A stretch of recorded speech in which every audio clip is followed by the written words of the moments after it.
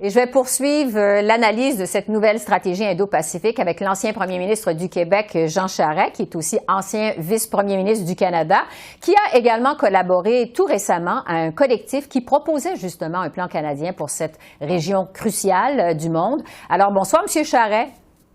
Bonsoir, Mme Bégin. Je veux d'abord vous entendre sur la Chine parce qu'avec sa nouvelle stratégie Indo-Pacifique, Ottawa visiblement prend ses distances d'avec la Chine. On qualifie même le pays de puissance perturbatrice. Vous êtes aujourd'hui avocat, vous faites des affaires en Chine. C'est une région du globe que vous connaissez vraiment très bien. Qu'est-ce que vous pensez de cette nouvelle approche du Canada envers la Chine? Elle était attendue, Mme Bégin, depuis déjà quelques années, la nouvelle politique Indo-Pacifique, qui est un recadrage, en quelque sorte, de l'approche canadienne dans la grande région. Et dans la grande région, il y a la Chine qui est omniprésente. Et je suis pas étonné de la position que prend le gouvernement du Canada. Je pense que c'est la bonne. Il faut faire un état des lieux qui reflète la réalité. C'est une puissance émergente, la Chine. Moi, au moment où on se parle, c'est une superpuissance. Hein? C'est devenu une superpuissance. Il faut donc le comprendre, il faut le dire, il faut être capable de le nommer. Et le Canada fait ce que à la fois les États-Unis, mais également l'Europe font aussi, c'est-à-dire un recadrage de sa politique sur l'Indo-Pacifique et la Chine en particulier. Oui, parce que vraiment, on sent qu'on entre dans une nouvelle ère, alors que le premier ministre Trudeau voulait même, il n'y a pas si longtemps quand même, conclure un accord de libre-échange avec la Chine. Est-ce que vous diriez qu'on a complètement perdu nos illusions envers la Chine, qu'on tourne la page sur la Chine avec une stratégie de la sorte?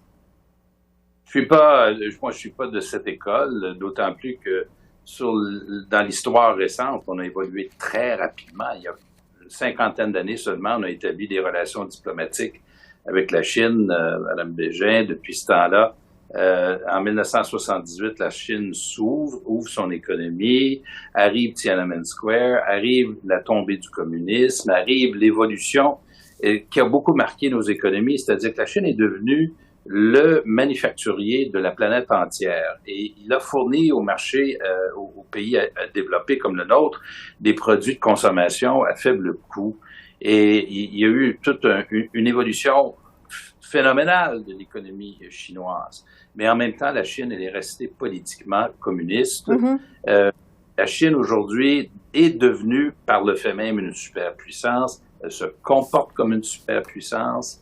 Et le Canada, maintenant, doit en tenir compte dans la façon de calibrer nos relations avec la Chine. On doit faire l'équilibre entre nos intérêts, ce qui relève de nos intérêts propres à nous, mais également des valeurs que nous défendons. Et ça va faire partie du nouveau défi de la relation que nous voulons avec la Chine et le peuple chinois. Oui, mais avec un tel changement de ton, une nouvelle approche comme ça, bon, je le disais d'entrée de jeu, vous êtes avocat, vous avez des clients en Chine. Pour les Canadiens qui continuent de faire des affaires en Chine, est-ce que ça complique les choses que cette nouvelle approche du Canada? Et pour tout dire, là, on sort d'une course au leadership, une notoriété publique. Moi, j'avais travaillé avec Huawei. Et quand on a commencé, là, il est arrivé l'affaire de Mme Meng Wanzhou, les deux Michael, etc. Et donc, oui, je connais très bien la région. Est-ce que la relation d'affaires avec la Chine change? La réponse est oui. La réponse courte, c'est oui. Il faudra y aller à des conditions qui seront, je pense, différentes, avec maintenant des secteurs de l'économie qui seront hors jeu. Je pense à tout ce qui touche l'intelligence artificielle, quantum computing, tout ce qui touche, par exemple, le 5G, les produits médicaux. Toute la question des chaînes d'approvisionnement, Mme Bégin, va faire l'objet d'un questionnement du secteur privé. Et donc, les entreprises canadiennes qui sont en Chine devront se questionner sur leur façon de déployer leurs affaires en Chine pour ne pas être vulnérables. Il y a aussi une question d'autonomie. On va vouloir être autonome dans les secteurs névralgiques de notre économie, qui relèvent, par exemple, des équipements de santé, etc.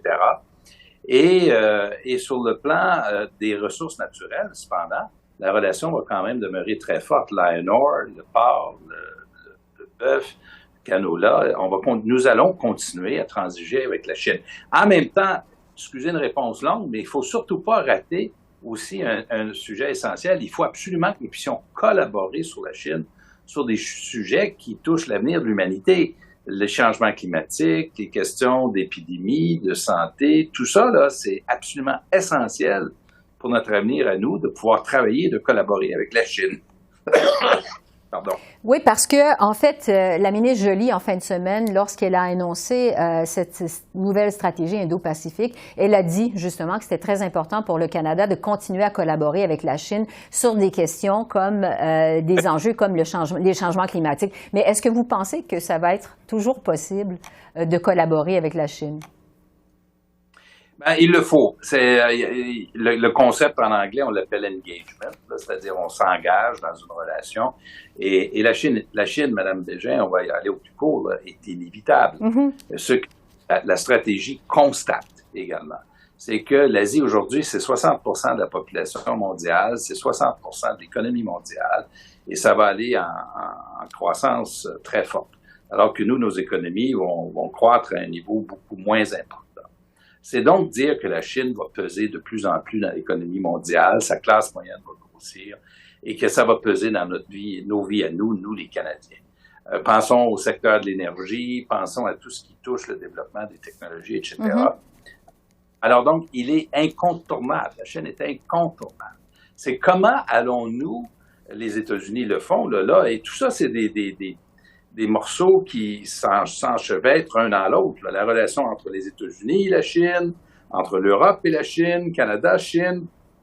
Alors, nous sommes aussi dans une situation où nous devons tenir compte de l'approche que prennent les Américains vis-à-vis de la Chine, qui est une approche qui est beaucoup plus serrée que ce que nous avions connu auparavant, en particulier dans le secteur de la technologie. Bon. Alors donc, il faut peser les deux. Il faut être capable de distinguer sur les sujets sur lesquels on s'engage avec la Chine, tout en défendant nos valeurs. Oui, parce que vous dites que c'est un pays qui est incontournable. Je veux vous entendre, en terminant, parce que le temps file, là, sur la stratégie donc Indo-Pacifique de façon plus générale, mais sur le rôle des provinces canadiennes. Vous avez été premier ministre du Québec. On sait que le Québec s'est doté récemment de sa propre stratégie Indo-Pacifique. Il y a même un délégué du Québec à Beijing. Jusqu'à quel point c'est important pour les provinces au Canada, important, peut-être même crucial, de développer leur propre stratégie envers l'Indo-Pacifique? Qu'est-ce que vous en pensez? Le Canada, c'est une des fédérations les plus décentralisées au monde. Les provinces ont des pouvoirs très importants, des compétences sur des sujets qui sont exclusifs, pardon, comme les ressources naturelles. Alors, dans un dossier comme l'énergie, par exemple, les provinces jouent un rôle ils sont également incontournables. Alors, c'est extrêmement important que les provinces fassent également partie de la stratégie. C'est un point tel vrai que moi, en 2008, j'avais organisé, comme président du Conseil de fédération à l'époque, quand j'étais premier ministre du Québec, une mission des provinces en Chine. Ça s'était jamais fait. C'est donc dire l'importance du rôle des provinces. Mais là, le gouvernement fédéral a un rôle à jouer. Il faut que le gouvernement fédéral ouvre la porte, en quelque sorte, à une participation active des provinces. Sinon, et la Chine et le Canada vont se priver d'un acteur qui est incontournable et très important dans la mise en œuvre d'une stratégie.